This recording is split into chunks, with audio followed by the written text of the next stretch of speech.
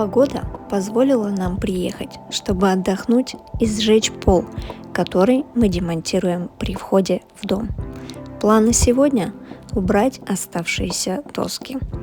Хорошие оставить, плохие сжечь. Из досок обязательно нужно убрать гвозди. Убираю все при помощи гвоздодера.